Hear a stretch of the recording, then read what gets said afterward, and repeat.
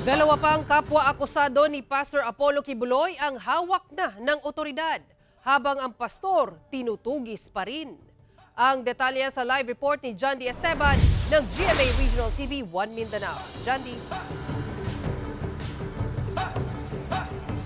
Yes, Sara, sumama ang GMA Regional TV 1 Mindanao sa tangkang pagsisilbi ng warrant of arrest kay Pastor Apollo Kibuloy sa Davao City. Pero hindi ito mahagilap ng hinalughog ng National Bureau of Investigation Region 11 ang dalawa sa kanyang mga properties sa lungsod.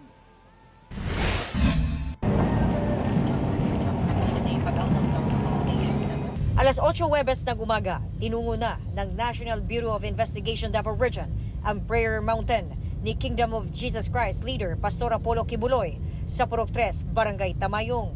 Isisilbi sana ang warrant of arrest laban sa pastor na inisyu noong April 1 para sa kasong child abuse at sexual abuse.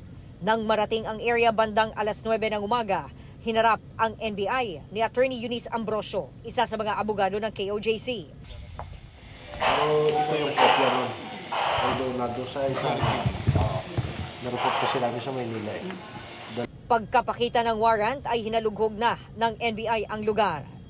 Pero walang Kibuloy na namataan. Pinuntahan din ang tinatawag na Glory Mountain na pag-aari ni Kibuloy sa Purok 6 ng parehong barangay. Pero binawalan ng sumama sa loob ang media. Sir, ganyan na tama media, sir, ha? Media. Wala si pastor doon, no? Hindi natin nakita. Sa mga interviews natin doon sa kanila, medyo matagal na hindi nila nakikita at nakakausap si Pastor Kibuloy. Habang isinisilbi ang warrant, ay sumuko na rin sa NBI ang dalawang personal assistant ni Kibuloy na may warrant sa kaparehong kaso. Di na sila nagbigay ng pahayag at prinoseso agad ang piyansa sa RTC Branch 12 sa tulong ng kanilang abogado. Dalawang iba pang kapwa-akusado ang sumuko kahapon, habang isa ang inaresto sa kanyang bahay. Patuloy pa rin ang paghahanap ng NBI kay Kibuloy. Right now, we're still negotiating kung pwede siyang mag-surrender. Within 10 days, no? Kasi the warrant of arrest has 10 days giving us to serve the warrant. While hindi pa siya nahuli, patuloy yung service of warrant of arrest to Pastor Kibuloy. Under the law, if you are not arrested, you are a fugitive, considered as fugitive from justice. Under the law.